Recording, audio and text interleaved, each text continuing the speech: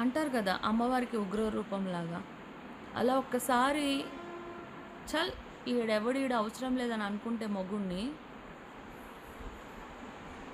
అందరూ అనుకుంటారు మొగుడొదిలేస్తే అమ్మాయి జీవితం కుక్కల చింపని విస్తరవుతదని. అదే మొగుడు ఉన్నా కూడా కుక్కల చింపని విస్తరగా ఉంది, వేస్ట్ అన్నప్పుడు అలాంటి మొగుడే అవసరం లేదు కదా!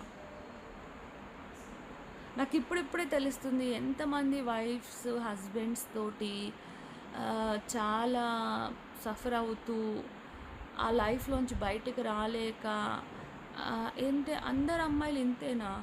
అందరు అబ్బాయిలు ఇలానే ఉంటారా వైఫ్స్ తోటి? మంచి హస్బెండే ఉండడా? ఉంటారు. మంచి హస్బెండ్స్ ఉంటారు. మంచిగా ప్రేమగా చూసుకునే హస్బెండ్స్ ఉంటారు. వైఫ్‌ని మిస్ అయ్యే హస్బెండ్స్ ఉంటారు. అందరి మీద అరిచినా కోపంగా వైఫ్‌తో ప్రేమగా ఉండే హస్బెండ్స్ ఉంటారు. కానీ దానికి చాలా అదృష్టం చేసుకోవాలి. ఒకటి సామెత ఉంది కదా! పుణ్యం కొద్దీ పురుషుడు, దానం కొద్దీ బిడ్డలని.